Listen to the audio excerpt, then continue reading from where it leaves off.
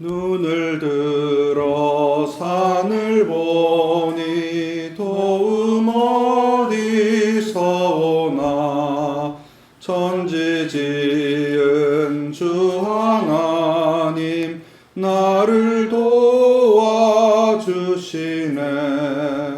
나의 발이 실족치 않게 주가 깨어 지키며 택한 백성 항상 지켜 길이 보호하시네.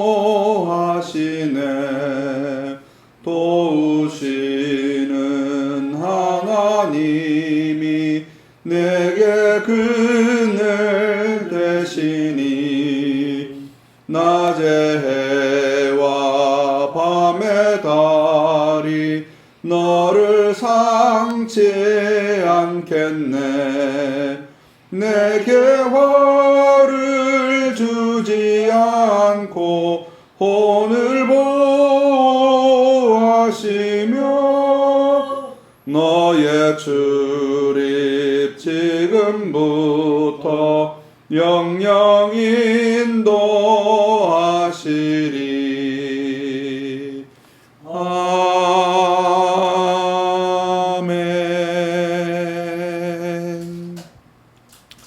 찬송가 간사가 이제 시편에 나오는 가사죠. 시편 121편 나오는 가사입니다. 우리의 도움이 어디서 오나. 산을 보라는 말은 거기 있는 예루살렘에 있는 그 성전을 바라보라는 말씀이죠. 천지를 지으신 하나님으로부터 도움이 와서 우리로 실족하여 넘어지지 않게 지키시고 화로부터 우리를 지키시고 낮의 해와 밤의 달이, 낮의 해와 달이라는 건 이제 광야 생활을 하다 보면 낮에는 덥잖아요. 밤에는 춥고 그런 것들이 우리를 해하지 못하게 하나님께서 지키신다, 돌보신다. 이게 이제 우리의 신앙 고백이 되었으면 좋겠습니다. 코로나 상황이 2주 더 연장이 되었는데요. 이런 상황에서도 하나님께서 우리를 지키시고 돌보신다. 코로나에 걸리지 않도록 지키시고 돌보시고, 걸리더라도 하나님께서 우리의 생명을 지키시고 돌보신다는 것을 우리의 마음속에 믿고 정부의 조치를 따라서 좀 더 안전하게 예배할 수 있도록 우리가 2주간만 더 참고 이렇게 온라인으로 예배를 좀 드렸으면 좋겠습니다. 다 함께 묵상 기도하심으로 성부와 성자와 성령 하나님께 예배로 나아가겠습니다. 묵상 기도하겠습니다.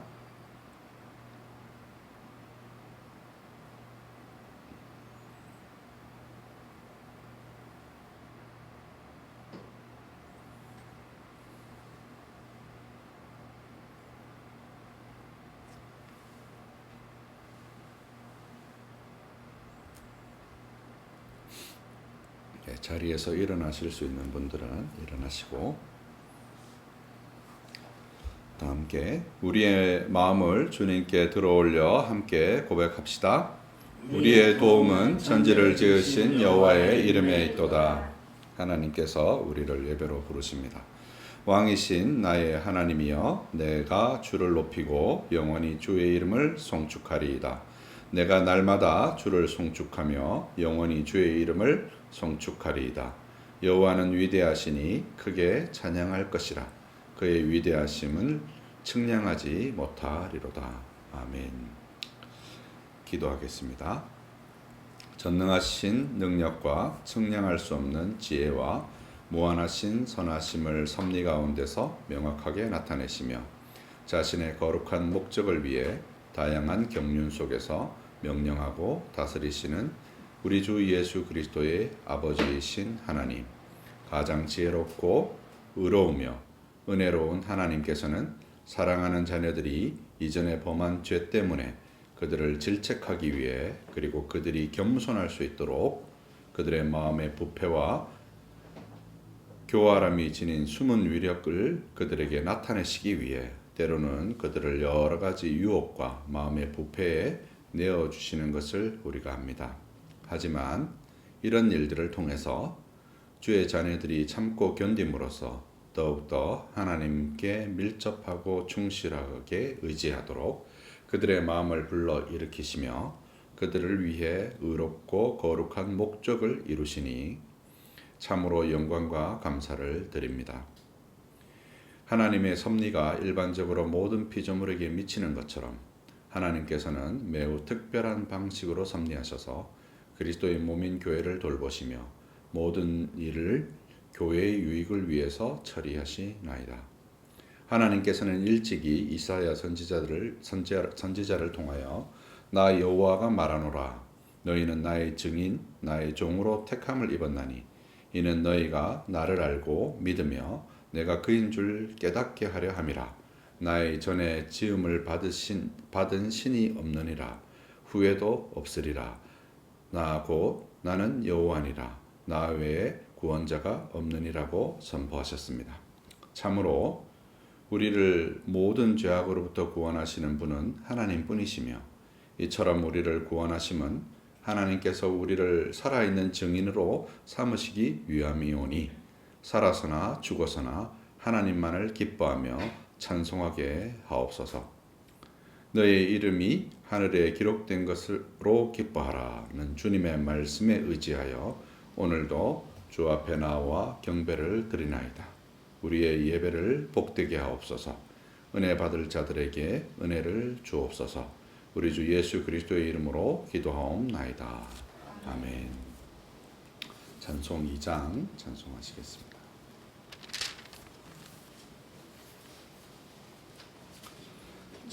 찬양 성부 성자 성령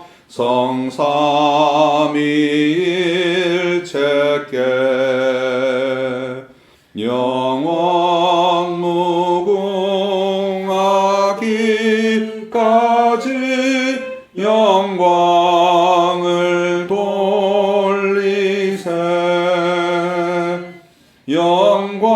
영광을 돌리세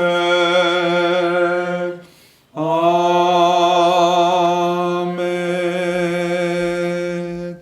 자리에 앉으시기 바랍니다. 주님이 우리를 죄의 고백 앞으로 부르십니다. 에베소서 5장 1절로부터 3절의 말씀으로 보겠습니다. 그러므로 사랑을 받은 자녀같이 너희는 하나님을 본받는 자가 되고 그리스도께서 너희를 사랑하신 것 같이 너희도 사랑 가운데서 행하라. 그는 우리를 위하여 자신을 버리사 향기로운 제물과 희생의 제물로 하나님께 드리셨느니라. 음행과 온갖 더러운 것과 탐욕은 너희 중에서 그 이름조차도 부르지 말라. 이는 성도의 마땅한 바니라. 아멘. 제 고백 시편 24편 3절과 4절 51편 10절과 11절에서 보겠습니다. 여호와의 산에 오를 자가 누구며 그의 거룩한 곳에 설 자가 누구인가? 곧 손이 깨끗하며 마음이 청결하며 뜻을 허탄한 데에 두지 아니하며 거짓 맹세하지 아니하는 자로다. 하나님이여 내 속에 정한 마음을 창조하시고 내 안에 정직한 영을 새롭게 하소서. 나를 주 앞에서 쫓아내지 마시며 주의 성령을 내게서 거두지 마소서. 아멘. 제 고백을 위한 묵상 기도 시간을 잠깐 갖겠습니다.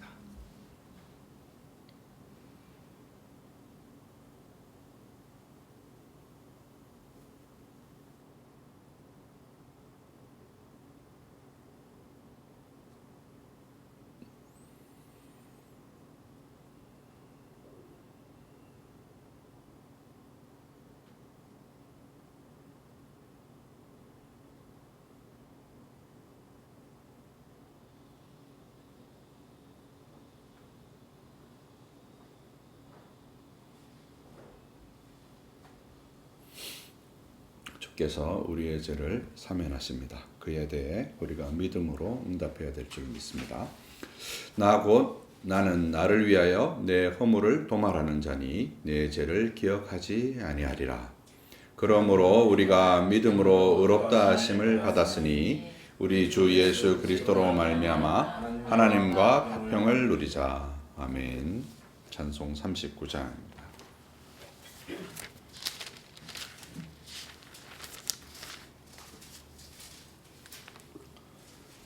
은혜를 받으려 모인 성도들 주 크신 뜻 깨닫게 하옵소서.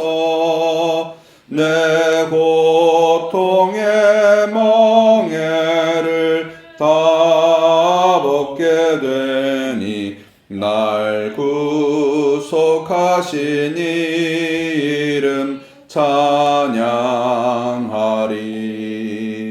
주 우리를 곁에서 인도하시니 그 거룩한 나라가 이뤄지네. 저 마귀와 싸워서 늘 승리하니 큰 영광 주께 돌려 찬양하리.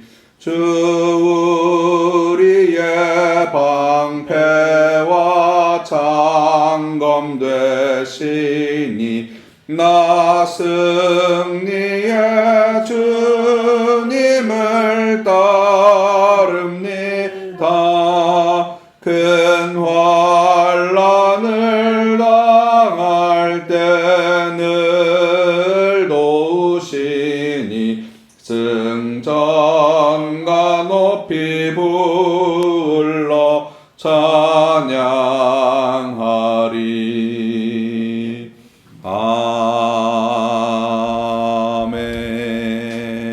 아멘. 오늘 함께 볼 하나님 말씀은 민수기 31장에서 보겠습니다. 25절로부터 54절까지입니다. 민수기 31장 25절로부터 마지막 절인 54절. 같이 한 목소리를 읽겠습니다. 제사장 엘르아살이 25절 죄송합니다. 25절부터 여호와께서 모세에게 말씀하여 이르시되 너는 제사장 엘르아살과 수중과 더불어 이 사로잡은 사람들과 짐승들을 계수하고 그 얻은 물건을 반분하여 그 절반을 전쟁에 나갔던 군인들에게 주고 절반은 회중에게 주고 전쟁에 나갔던 군인들은 사람이나 소나 낙이나 양떼의 500분의 1을 여호와께 드릴지니라. 곧 이를 그들의 절반에서 가져다가 여호와의 거제로 제사장 엘르아살에게 주고 또 이스라엘 자손이 받은 절반에서는 사람이나 소나 낙이나 양떼나 각종 짐승의 50분의 1을 가져다가 여호와의 성막행을 맡은 레인에게 주라. 모세와 제사장 엘르아살이 여호와께서 모세에게 명하신 신대로 하니라.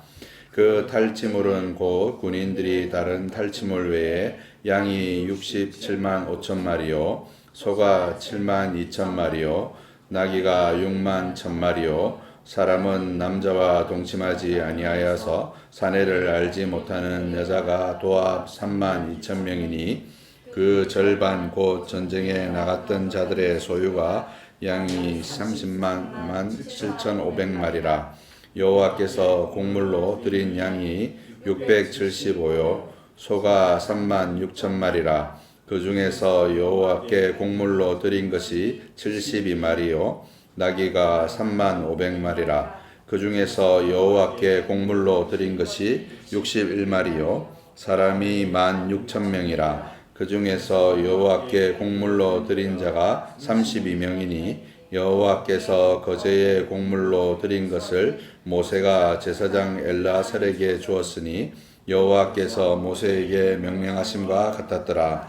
모세가 전쟁에 나갔던 자에게서 나누어 이스라엘 자손에게 준 절반 중 곧 회중이 받은 절반은 양이 33만 7,500마리요 소가 3만 6천 마리요 나귀가 3만 500마리요 사람이 1만 6천 명이라. 이스라엘 자손이 그 절반에서 모세가 사람이나 짐승의 50분의 1을 취하여 여호와의 장막을 맡은 레위인에게 주었으니 여호와께서 모세에게 명령하심과 같았더라. 군대의 지관들 곧 천부장과 백부장들이 모세에게 나와서 모세에게 말하여 당신의 종들이 이끈 군인들을 계수한즉 우리 중 한 사람도 충나지 아니하였기로 우리 각 사람이 받은 바 금, 배물, 곧 발목고리, 손목고리, 인장반지, 귀고리, 목걸이 이들을 여호와께 헌금으로 우리의 생명을 위하여 여호와 앞에 속죄하려고 가져왔나이다.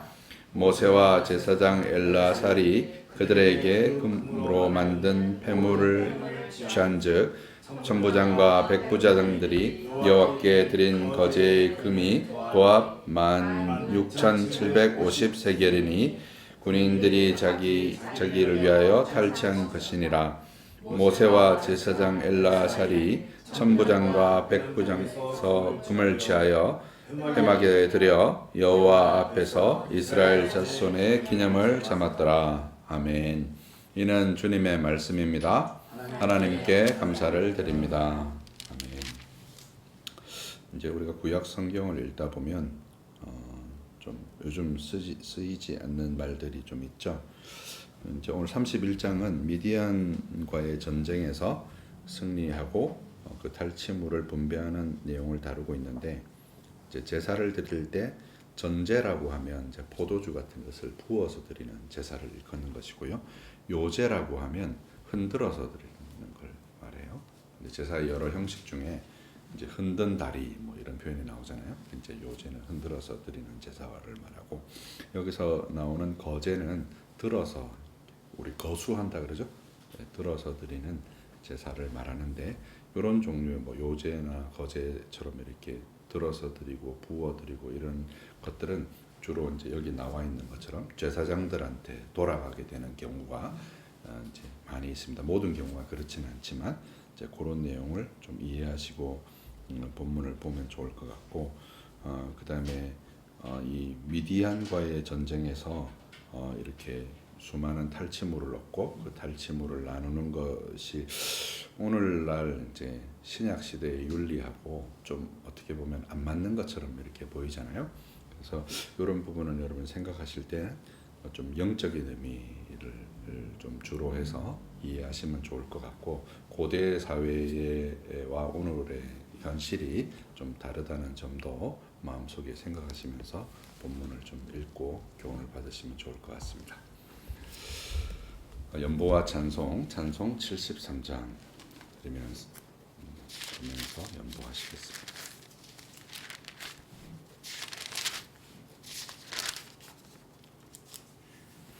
내 눈을 들어 두루 살피니 산악이라. 날 돕는 구원 어디서 오나 그 어디서. 하늘과 땅을 지은 여호와 날 도와주심 확실하도다. 주께서 나의 가는 곳마다 지키시며 졸지도 않고 깨어 계셔서 늘 지키네.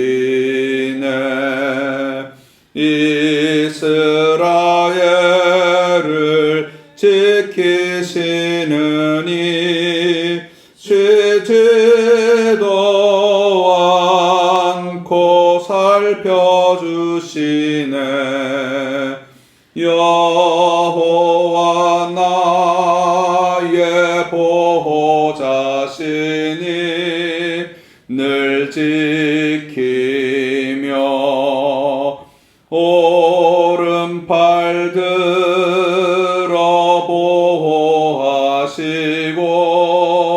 그늘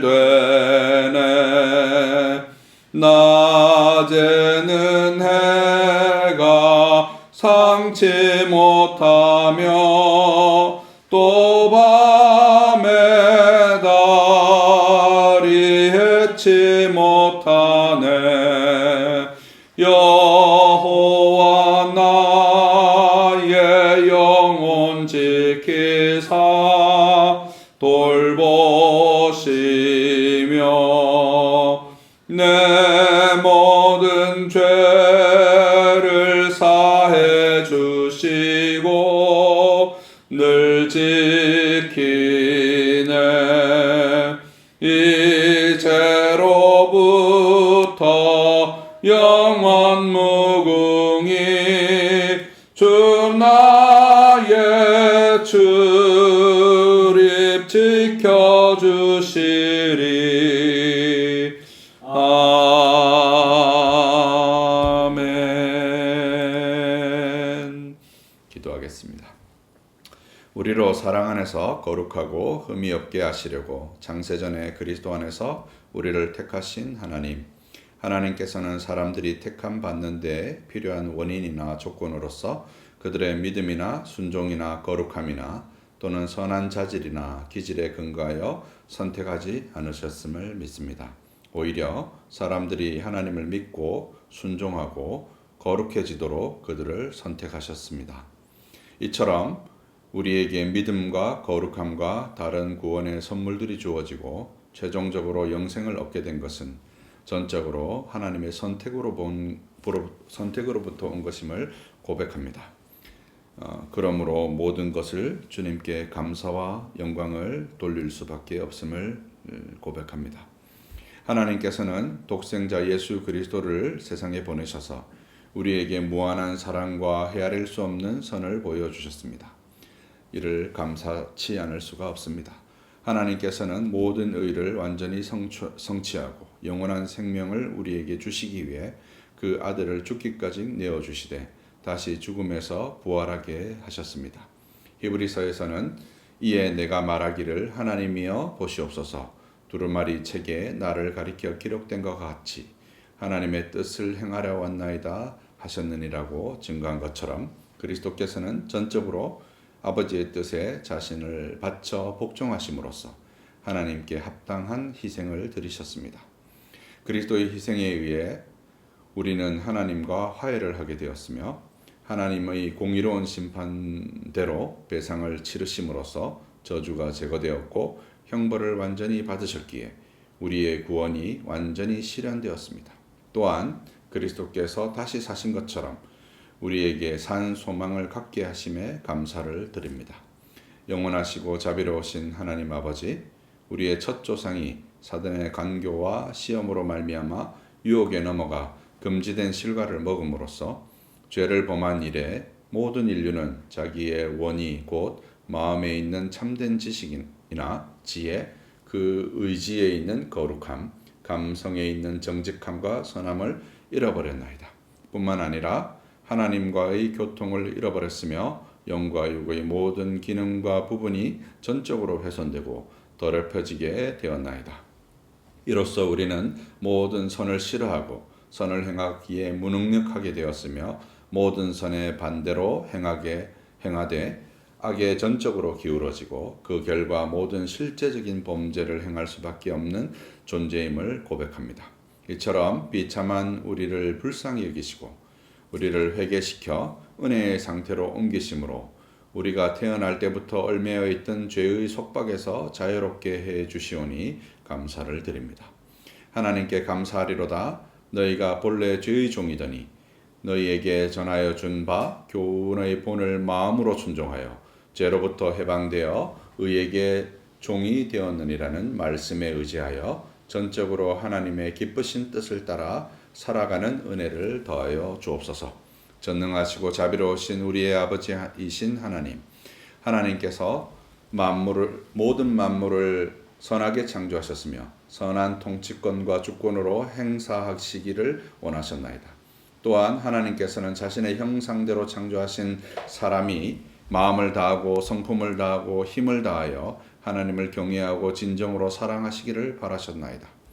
그러나 아담이 타락한 이후 모든 인류는 하나님의 뜻을 저버렸으며 하나님을 배도하고 떠남으로써 진정 하나님을 경배할 수 있는 모든 능력도 상실하고 말았습니다. 오히려 사람들은 하나님을 섬기는 대신에 자기들 마음대로 스스로 원하는 신을 만들어 섬기는 폐역을 저지르고 있습니다. 이처럼 사람들이 창조주 하나님을 배도하고 자의적으로 신을 만들어 숭배하는 행위는 이미 옛적의 가인의 후손인 라멕이 힘을 상징하는 칼을 숭배하는 것으로부터 시작하여 인류 역사 속에 끊임없이 계속되고 있습니다. 바라옵기는 모든 사람이 거짓 종교와 미신과 우상을 숭배하는 악으로부터 돌아서게 하옵소서.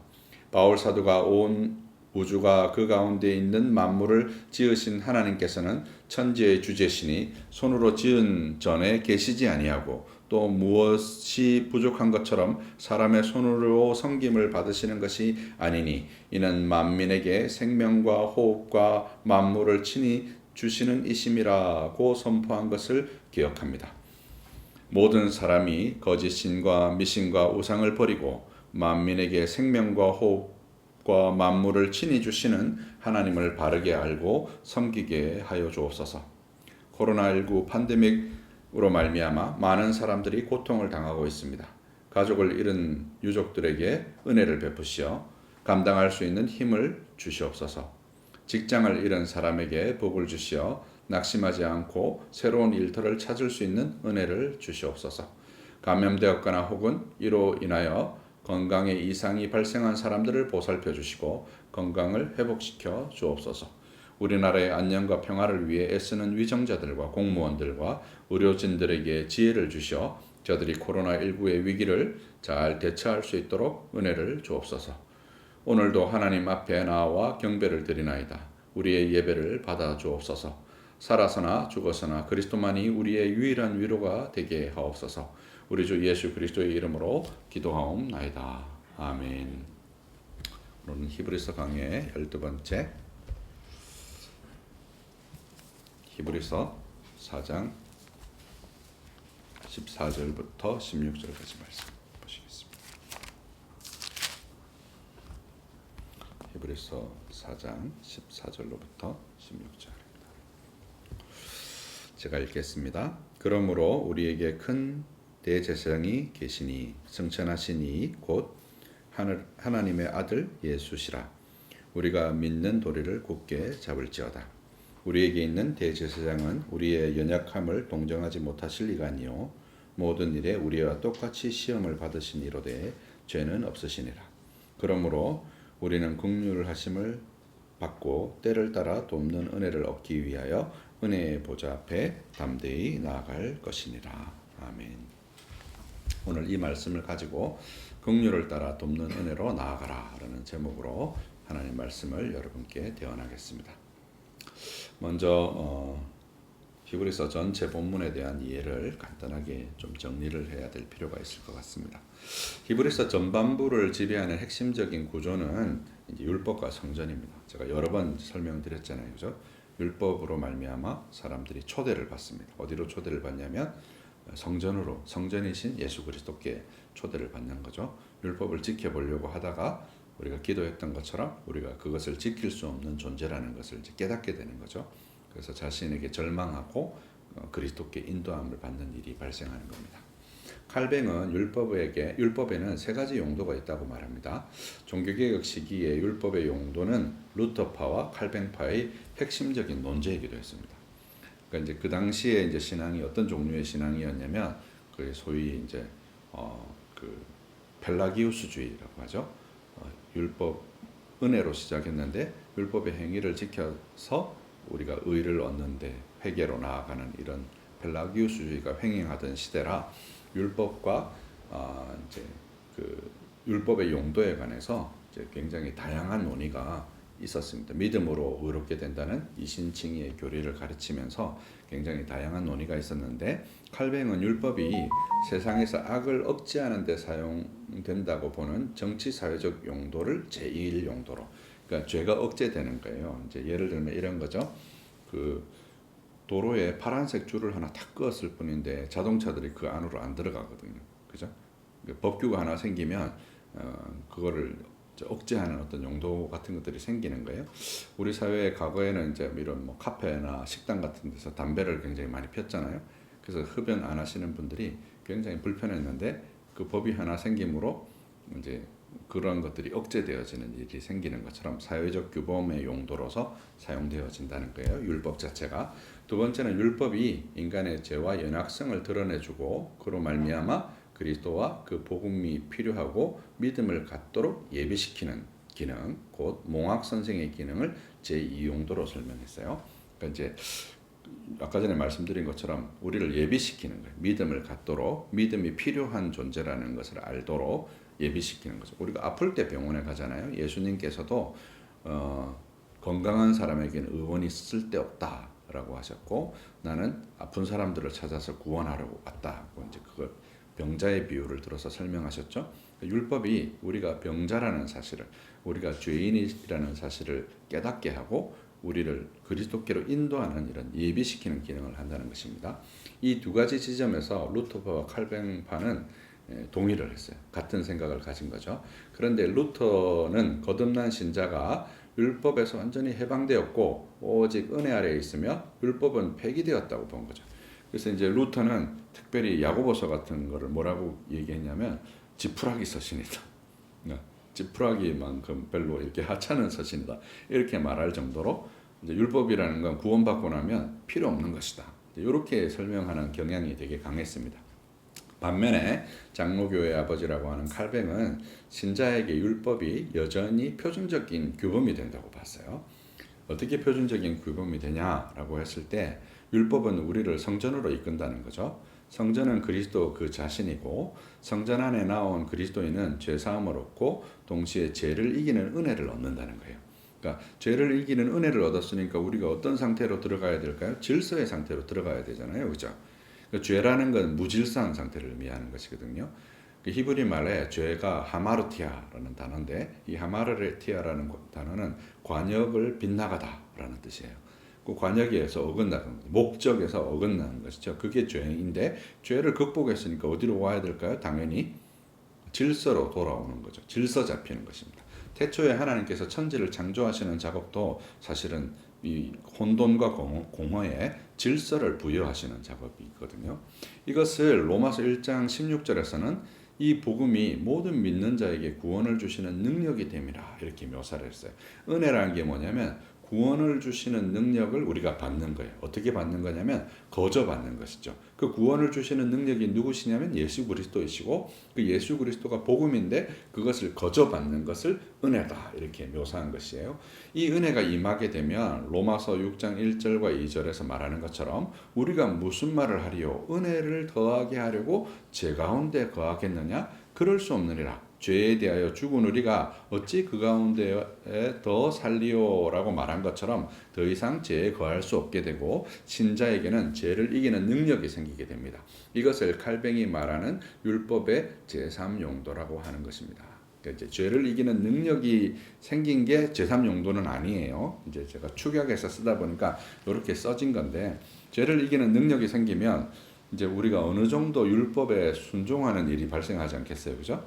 근데 율법에 순종할 때 하나님이 이 율법을 어떤 기능으로 세웠냐면 3용도라는 게 우리가 거룩해진 것, 우리가 얼마만큼 거룩해졌는지, 얼마만큼 성숙했는지, 얼마만큼 자랐는지를 구분해주는 자 역할을 한다는 거예요. 예를 들어서 아이가 집에서 태어나면 아이가 집에서 성장할 때 벽에다가 뭐를 해둬요? 키 높이 이걸 해두잖아요. 그럼 이제 우리 애가 뭐 이만큼 컸네 이만큼 컸네 하는 것처럼 우리가 은혜를 입어서 하나님의 부여하신 질서 가운데 그 질서 있는 삶, 하나님의 창조 질서다운 삶을 살아가는 데 있어서 우리가 얼만큼 자랐는지를 외적으로 평가하는 척도, 그게 뭐냐면 율법의 제3용도라는 거예요.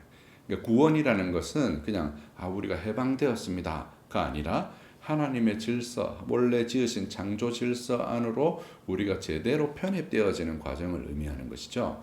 그래서 우리를 흑암의 나라로부터 우리 골로새서의 표현으로 하자면 그 아들의 나라로 옮겼다라고 이제 이렇게 표현하는데 구원을, 그 구원이라는 것이 아들의 나라의 권세 안에서 그 아들이 통치하시는 다스림 안에 복종하는 하나님 나라의 백성이 된다는 것을 의미하는 것이죠.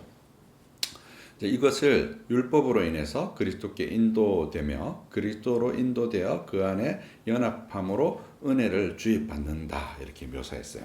이거를 대유리 문답은 어떻게 묘사했냐면 77문에 의롭다 하심과 거룩하 하심은 어떻게 다릅니까? 우리가 이제 교회에서 배우면 구원론을 배우면 두 가지를 배우잖아요. 칭의와 구원을 이렇게 두 가지를 성화를 이렇게 배우는데 칭의와 성화가 어떻게 다르나? 라고 했을 때 이렇게 얘기한다는 거죠. 비록 거룩하게 하심이 의롭다 하심과 불가분의 관계가 있지만 다른 점이 있다는 거예요. 둘은 불가분의 관계가 있습니다. 근데 다른 점이 있는데 어떻게 다르냐면 칭의는 하나님께서 그리스도의 의를 우리에게 전가시키며 전가라는 단어가 나왔어요. 의를 전가시킨다는 표현은 실제로 우리 안에 있는 게 아니에요. 실제로 우리 안에 있는 게 아닌데 우리 안에 있는 것처럼 쳐주는 거예요. 그렇게 간주하는 거예요. 그걸 전가라고 표현하고 성화는 하나님의 영이 은혜를 주입하시어 신자로 하여금 그 은혜로 인하여 옳게 하시는 능력을 주시는 거예요. 그러니까 이제 그 성화는 그 능력이 우리 안에 주입되어지는 은혜의 능력, 구원하시는 능력이 우리에게 주입되어지는 사건을 의미해요. 그래서 두 가지의 차이가 있는 거예요. 의는 온전히 예수 그리스도 안에 있어요.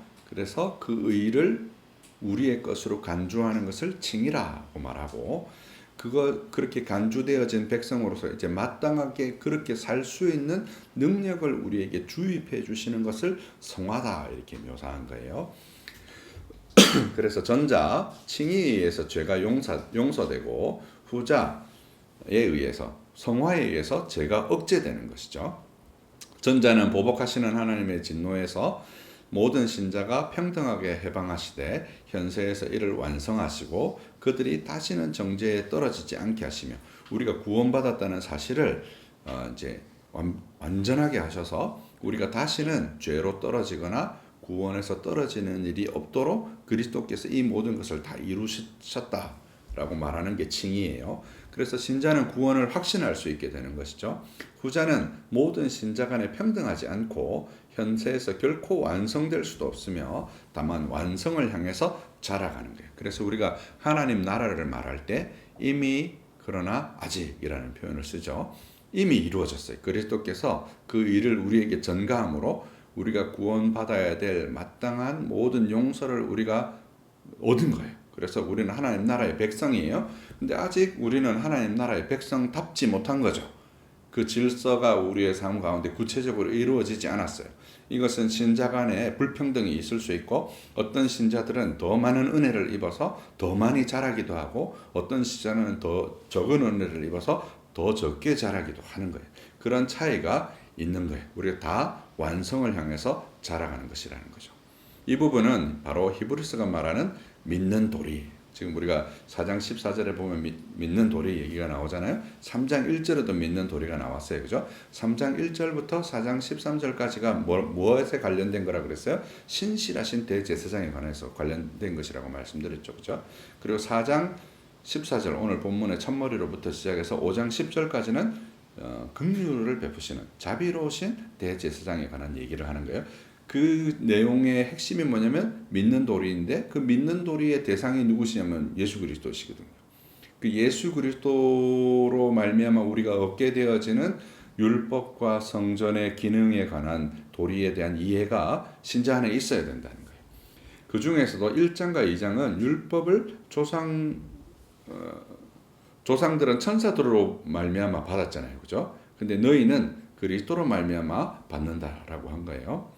3장 1절부터 5장 10절까지는 대제사장이며 성전이신 그리스도를 말하는데 3장 1절부터 4장 13절까지는 말씀에 신실하신 대제사장이자 성전이라는 점을 하나님의 집의 종인 모세와 비교했어요. 그죠? 1장 1절부터 2장 9절까지는 천사로부터 받았는데 너희는 아들로 말미암아 받았다라고 얘기했고 3장 1절로부터 4장 13절까지는 모세와 그리스도를 비교하면서 모세가 하나님 집에 신실했던 종이었던 것처럼 그리스도도 그러하다 이제 그 얘기를 한 거예요. 그래서 3장 1절부터 5장 10절 전체가 대제사장이신 예수에 관한 이야기면서도 3장 1절부터 4장 13절까지는 신실함이라는 수식어를 통해서 율법과 언약에 성실하였던 그리스도를 강조한 것입니다. 우리도 그와 같이 신실하여야 한다는 점을 강조한 것이죠. 그러나 그 신실함은 바로 믿는 도리, 곧 믿음과 그 내용에 의해서 결정되는 것이에요. 우리가 율법을 받았어요. 그리스도가 신실하셔요. 근데 그 신실하심을 우리가 따라가려고 하니까 어떤 일이 발생해요? 거기에 미치지 못할 것 같은 상황이 발생하는 거잖아요. 그죠? 그래서 우리가 3장 1절로부터 4장 13절까지 본문을 보면서 계속 그런 마음속에 불편함이 있었어요. 어떤 종류의 불편함이 있었냐면 도대체 출애굽했는데 가나안에 들어간 사람은 누구밖에 없었어요? 여호수아와 갈렙밖에 없었어요. 그러면 거기서 도대체 누가 구원받을 수 있는가? 그 신실함을 따라서 우리도 신실하게 살아야 된다고 하는데 그렇게 신실하게 살 수 있는 사람이 누구인가? 우리가 하나님을 믿지만 여전히 설교를 듣지만 어떤 마음이 있어요? 의심의 눈초리로 이 상황을 바라보게 될 수밖에 없는 것이죠. 그죠? 그러나 그 신실하심은 바로 믿는 도리, 곧 믿음과 그 내용에 의해서 결정되는 것이고 성화에 의해 제가 억제되고 우리에게 신실함이 요구되는 것을 히브리서 통해서 우리가 확인할 수 있었어요. 그죠? 그렇게 요구되었어요. 율법을 따라서 살 것을 요구받는다는 거. 하나님께서 뭘로 통치하시냐면 율법을 따라서 통치하시는 거예요. 우리는 율법을 지킬 만한 능력이 우리 안에 없지만 하나님은 그 창조와 구속 사역 전체가 무엇에 의지해 있는 것이냐면 하나님의 율법과 하나님의 말씀에 의지하여서 다스려지는 창조 질서를 기본적으로 전제하고 있는 것이죠. 그러니까 구원이라는 것은 당연히 그것의 회복이라는 의미를 가질 수밖에 없는 것이죠. 신실한 대제사장이신 그리스도를 통해서 성전으로 인도된 사람의 반응은 크게 두 가지입니다. 자기에 대한 절망과 하나님의 크신 구원에 대한 송축입니다. 전제가 없이는 후자가 불가능한 것이죠. 감기약을 처방을 받아 낫고서 의사를 찾아가 내 생명을 구해주심을 감사드립니다 라고 인사를 하지는 않습니다. 그렇죠? 정말 불치의 병이 낫고서야 그런 감격을 표현하게 되는 것입니다. 그런 점에서 신실하신 대제사장에 대한 소개는 우리에게 두려움을 불러일으키며 우리에게 절망을 불러일으키기도 합니다. 이 절망은 그리스도가 신실하셨던 것처럼 우리도 같은 신실함이 요구되기 때문입니다. 이것이 바로 우리가 절망하는 이유인 거죠. 너희가 신실해라 이렇게 얘기하지만 막상 나를 돌아보면 그렇게 못 살 것 같거든요. 실제로 구원에 들어가는 은혜에서 떨어지지 않도록 주의하라고 말을 하고 우리가 그것을 믿고 있지만 이 말씀을 들을 때마다 마음속에 의심이 일어나는 거예요. 가능할까? 그죠? 그런 생각이 드는 것이죠. 그러나 절망하기는 이릅니다. 우리에게는 자비로운 대제사장이 계시기 때문이죠. 그리고 그 자비로운 대제사장을 4장 14절 오늘 본문부터 5장 10절을 통해서 보여주려고 합니다. 그 중에서도 오늘 본문은 그 해설의 첫머리에 해당하는 것이죠. 저자는 우리에게 큰 대제사장이 계시다고 하면서 그를 소개하기를 승천하시니라고 소개합니다. 오늘 14절에서 승천하시니라고 소개했죠. 우리에게 있는 대제사장은 하늘에 오르신 분입니다. 이 점은 매우 중요한데요. 모세가 광야에서 만든 성막은 임의로 지어진 것이 아니라 하나님께서 그에게 보이신 것이었습니다. 너희는 삼가 이 산에서 내게 보인 양식대로 할지니라. 성전을 짓는데 그냥 막 모세가 지어낸 게 아니라는 거예요. 하나님이 그 식양을 다 주신 거예요. 어떤 식양을 다 주셨냐면 치수도 주시고 뭐로 만들지도 주시고 어떻게 만들어라 하는 것도 다 기록해 놨잖아요. 출애굽기나 레위기 같은 데 보면 그게 다 기록되어 있어요. 이런 걸 뭘 이렇게 하나하나 다 기록하나, 이게 무슨 하나님의 말씀인가, 우리가 이런 생각을 하잖아요. 근데 그렇지 않다는 거예요. 이게 무엇의 모사냐면 하늘에 있는 성전의 모사로서 그렇게 우리에게 그와 같은 식양을 주셨다는 거죠. 모세나 솔로몬을 통해서 임의로 짓도록 하지 않으시고 그것과 내용을 다 정해 주셨습니다. 이것은 바로 하늘에 그 원형이 있기 때문인 것이죠. 성전은 원래 다양한 천상의 상징을 지니고 있습니다. 예컨대 성전 입구의 두 기둥 사이에 둔 휘장과 지성소와 성소 사이를 가르는 휘장은 바로 하늘의 상징인 것이죠. 시편 104편 2절에 보면 주께서 옷을 입은 것 같이 빛을 입으시며 하늘을 휘장처럼 치시며 라고 이제 표현을 해서 히브리인들은 하늘을 뭐처럼 이해했냐면 휘장처럼 이해한 거예요. 요세푸스라는 역사가에 의하면 그 헤롯의 성전, 우리가 흔히 아는 예수님 시대의 성전에는 그 성전 입구에 그 성전 안에 있는, 우리가 보통 휘장 이러면 성소와 지성소를 가르는 휘장만 생각하시잖아요. 근데 그 성전 입구에 뭘 두었다라고 말하냐면 두 기둥을 크게 두고 거기다가 커튼을 둔 거예요. 그죠? 하늘의 상징인 거예요. 그리고 이제 그게 찢어져야 백성들 앞에 표적이 되지 않겠어요. 그죠? 성소와 지성소 사이에 휘장이 찢어지면 누구만 봐요? 대제사장만 볼 거 아니에요. 그죠? 그럼 그거를 대제사장이, 예수님을 반대했던 대제사장이 그것을 민간에 막 퍼뜨렸겠어요? 그죠? 그런 점을 생각해 보면 이 휘장은 하늘을 상징하는 이제 휘장으로서 성전 앞에 두었던 휘장이었을 가능성이 상당히 있는 것이죠. 또한 마가복음 1장 10절과 11절에 보면 곧 물에서 올라오실 때 하늘이 갈라짐과 성령이 비둘기같이 자기에게 내려오심을 보시더니 하늘로부터 소리가 나기를 너는 내 사랑하는 아들이라 내가 너를 기뻐하노라 하시니라는 그 표현했는데 두 가지를 상징적으로 보여줍니다. 여기 이제 갈라졌다. 다른 데는 하늘이 열리며 이렇게 되어 있어요. 마태복음이나 누가복음 같은 데는 하늘이 열린다라고 표현했는데 마가복음만 갈라졌다 이렇게 표현했는데 이게 찢어졌다는 말이에요. 찢어짐을 의미합니다. 동시에 물에서 올라오실 때 비둘기 같은 성령이 오심은 태초에 수면 위에 운행하셨던 성령이 날개로 덮음, 이걸 호버링이라 그러는데요. 우리 창세기에 보면 하나님의 신이 수면 위를 운행하시니라라고 했는데 그게 뭐 하는 것 같았냐면 혼돈과 공허의 상태인 수면에, 이 수면은 그냥 물이 아니라 고대 근동의 압수라는 게 있어요. 고대 근동의 신이죠. 혼돈과 공허의 상태를 말하는 거예요. 그거를 그냥 신으로 묘사하지 않고 성경은 그냥 혼돈과 공허의 상태로 묘사하고 하나님의 신이 그 위에 이렇게 호버링해서 이렇게 막 덮은 장면을 창조의 장면으로 묘사하고 있어요. 거기서부터 창세기의 창조가 시작돼요. 그래서 첫째 날부터 셋째 날은 이 혼돈이 제거가 되어지고 그래서 질서가 잡히는 거죠. 그리고 넷째 날부터 여섯째 날은 그 안에 그 내용물, 공허, 비어있는 emptiness의 상태에 내용을 부여하는 창조가 이루어지거든요. 그 장면이 떠오르도록 성령이 비둘기같이 임했다. 물에서 올라오는 장면과 비둘기같이 임하는 장면은 마치 태초에 하나님께서 천지를 창조하는 장면하고 유사하게 묘사가 된 것이죠. 수면 위로 운행하셨던 성령의 날개로 덮은 것 같은 장면을 연상케 해서 새 창조를 보여주는 것입니다. 그 새 창조의 출발이 누구냐면 바로 예수 그리스도시라는 거죠.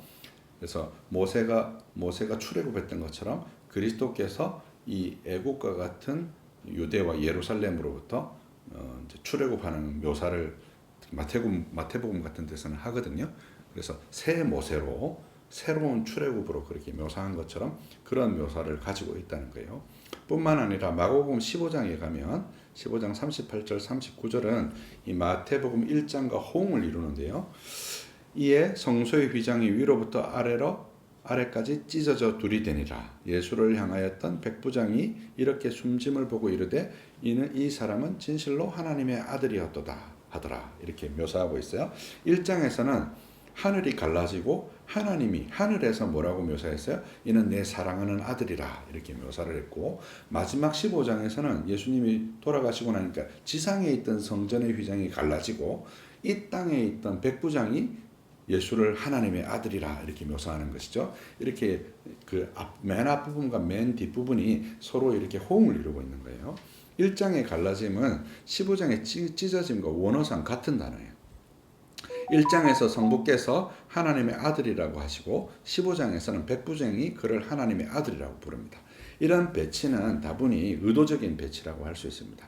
만약에 휘장이 내소의 휘장이었다면 백성들에게 표적이 되기는 어려웠을 것입니다. 그러나 만약 요세푸스가 기록한 내용대로 성전 입구에 세워진 기둥 사이에 휘장이 찢어진 것이라면 백성들에게 표적이 되었을 것입니다. 뿐만 아니라 이 휘장은 바로 하늘의 상징이며 성소는 바로 하늘의 처소라는 이미지를 지닌 장소였습니다. 따라서 승천하신 라고 하는 것은 바로 그리스도께서 지상 성전과 비교할 수 없는 참 성전이심을 보여주는 것이라고 할 수 있는 것이죠.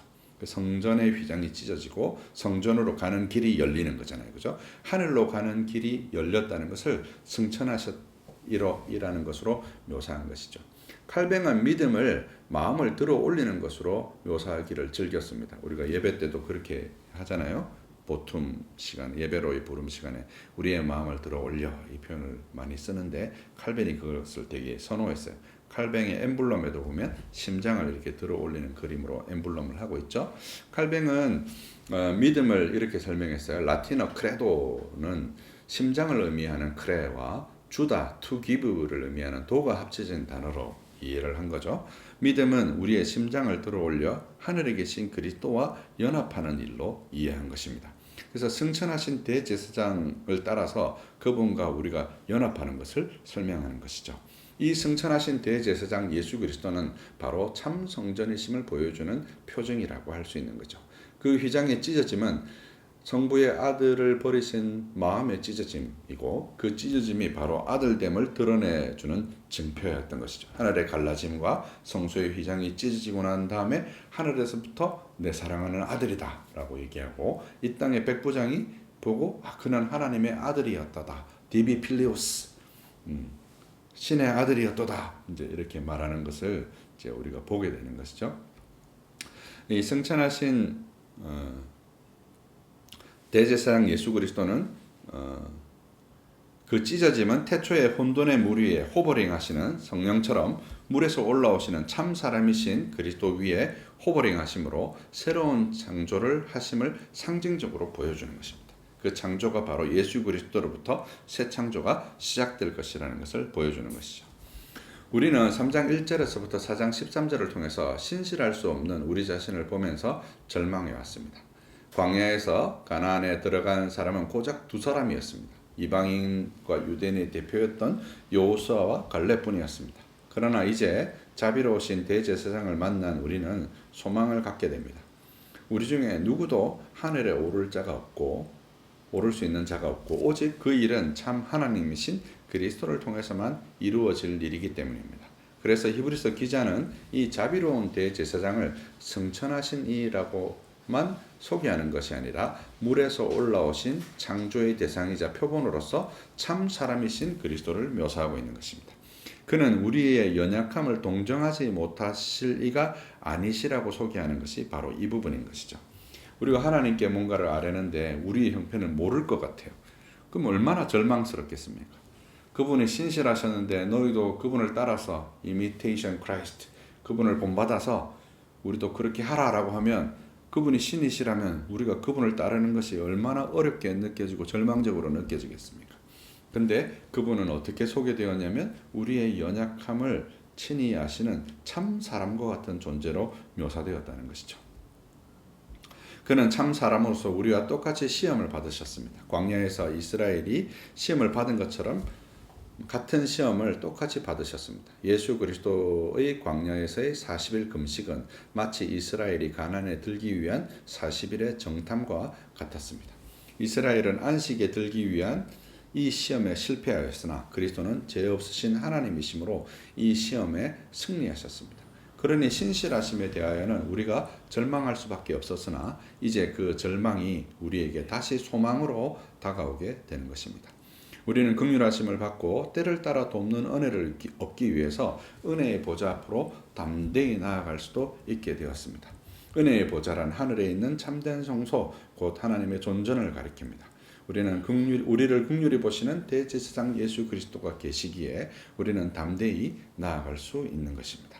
3장 1절로부터 4장 13절은 다소 어둡고 절망적으로 느낄 수 있습니다. 그러나 이제 우리에게 하늘로 승천하신 대제사장이 있고 그를 믿는 도리를 굳게 잡음으로 안식에서 떨어지는 것이 아니라 새롭게 창조하신 세계로 나아갈 수 있게 합니다. 우리로 하여금 새롭게 창조하신 예수 그리스도로 말미암아 창조되어진 그 세계 안으로 우리로 들어가게 하는 것이죠. 그런즉 이전 것은 다 지나갔으니 보라 새 것이 되었도다 라고 할 때 그 새 것이 된 것은 우리의 마음 상태만을 의미하는 것이 아니라 이 세계 전체가 누구로 말미암아 새롭게 되어진다는 것이냐면 예수 그리스도로 말미암아 새롭게 되어진다는 것을 보여주는 것입니다. 적용을 하자면 크게 한 세 가지 정도로 할 수 있을 것 같습니다. 주님은 참 성전이십니다. 율법은 우리를 절망케 하였으나 그 절망이 참 성전이신 그리스도를 소망케 합니다. 나에게는 그런 소망이 있는가 하는 것입니다. 두 번째, 은혜를 얻기 위해서 우리는 보좌로 나아갑니다. 믿는 도리를 굳게 잡는 삶이란 은혜를 얻는 삶인 것이죠. 죄를 이길 힘인 복음을 날마다 간구하고 있는가 하는 것입니다. 우리 스스로 죄를 이기려고 하는 것이 아니라 은혜를 얻어서 죄를 이기는 것입니다. 우리가 그리스도께 접붙여져 있으면, 우리가 가지이면 포도나무이신 예수님으로부터 그 힘이 공급되어지고, 그 힘이 공급되어지면 우리가 죄에서 이기는 삶, 죄를 억제하는 삶을 살 수 있게 되어지고, 그 억제하는 삶이 우리에게 나타날 때 우리가 천국의 백성이구나 하는 보증을 우리 안에서 확인하게 되는 것입니다.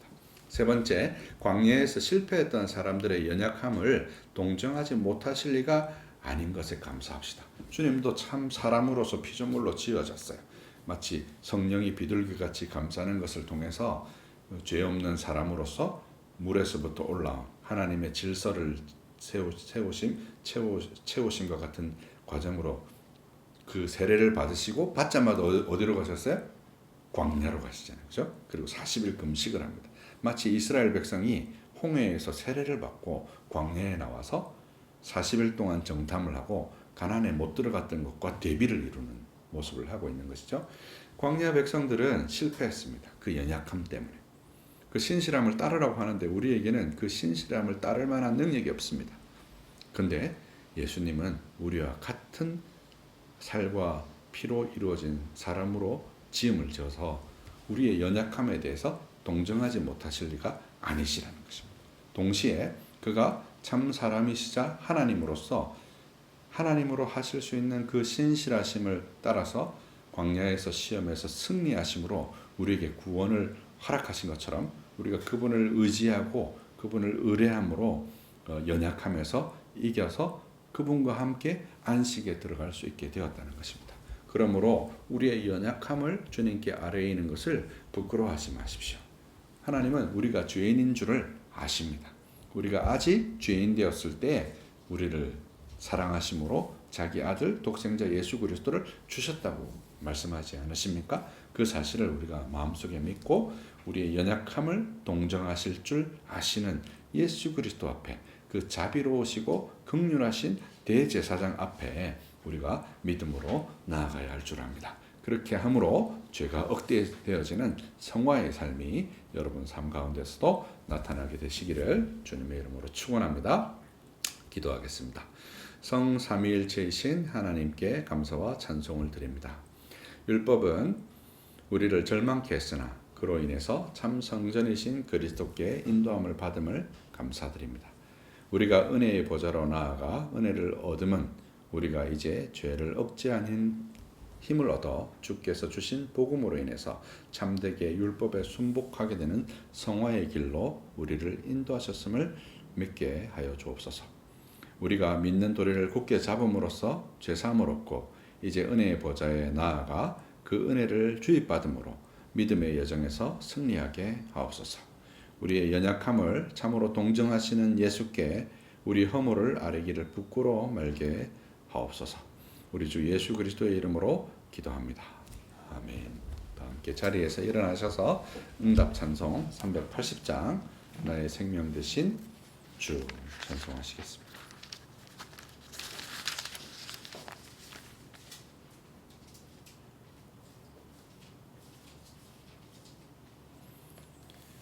나의 생명 되신 주 주님 앞에 나갑니다. 주의 흘린 보혈로 정케하사 받아주소서. 날마다 주를 찬송하겠네. 주의 사랑의 줄로 나를 굳게 잡아 매소서.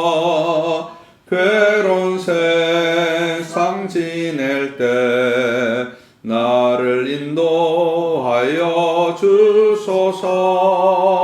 주를 믿고 나가며 나의 길을 잃지 않겠네. 날마다 주를 찬송하겠네. 주의 사랑의 줄로 나를 굳게 잡아 매소서. 세상 살아갈 때에 주를 더욱 사랑합니다. 밝고 빛난 천국에 나의 영혼 들어가겠네. 날마다 주를 찬송하겠네. 주의 사랑의 줄로 나를 굳게 잡아 매소서.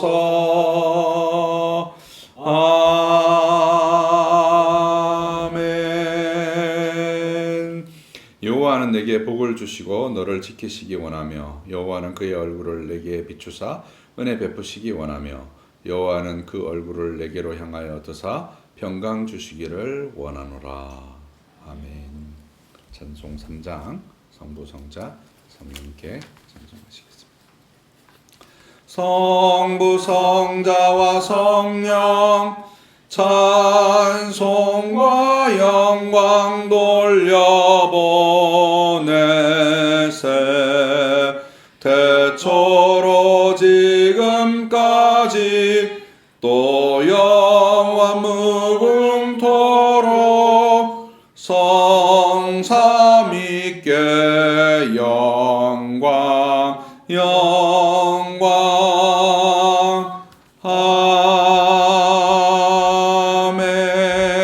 아멘. 묵상 기도하고 예배를 폐하겠습니다.